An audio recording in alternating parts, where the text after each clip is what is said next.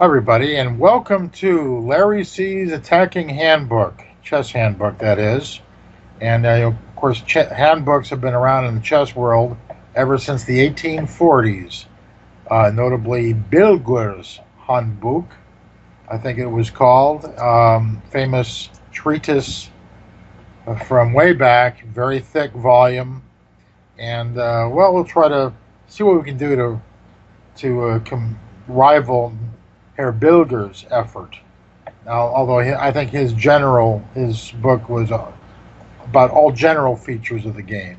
We're going to focus mainly on attack, tactics, um, mating attacks, how to basically take out the enemy king.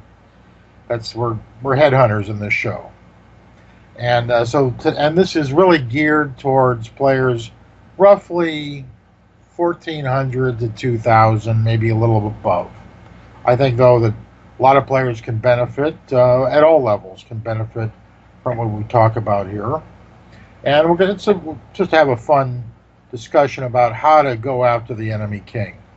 Now, we're going to start off with a example from way back, 1972, way before Anatoly Karpov was a household name in the chess world. And this is a good example, a very basic example of how to take out the enemy king position. And let's first of all discuss this position. This is a Sicilian gone wrong, at least from Black's perspective. He has a knight on b4, knight on the edge, not doing much. His king side looks rather porous and weakly defended. The only direct defender of his king side is that dark squared bishop on e7. The rest of his forces are concentrated on the queen side.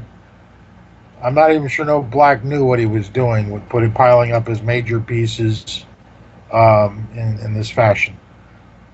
White, on the other hand, has a phenomenal formation. He has active, well-placed bishops. The artillery, the rooks, are supporting some advanced foot soldiers that are ready to bust open. That's what pawns do. They're good at blasting holes in the enemy position. They're stormers. And here in this case, these far advanced pawns are ready to roll. Pawns like to be pushed in general. And in support, we have also well-placed queen. She's a very, very important part of any attack.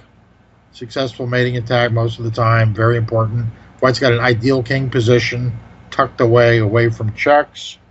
And the knights are, even the knight on b3, which appears to be lagging in activity, has access to squares like c5 or d4, very usefully positioned. And the knight on c3 is also well placed. Now, what's the first move when you look at a position like this? You should always be looking at the most violent violent forcing moves you can find that make any sense whatsoever. I'm talking checks, captures, moves with direct threats, decisive threats, winning,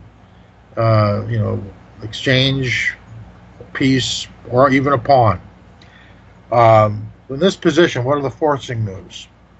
Well, we would not be looking too deeply at moves like, but there are no checks on the board. There are no heavy captures either. So we'd be looking at moves like bishop takes e6, certainly. No, I wouldn't look at knight takes d5. That would just simply help Black, obviously. Useless move. Other forcing moves would include actually f5.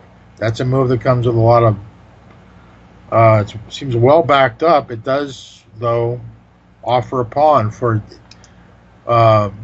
compensation that is really not quite that evident unless you could take into account all the factors behind it.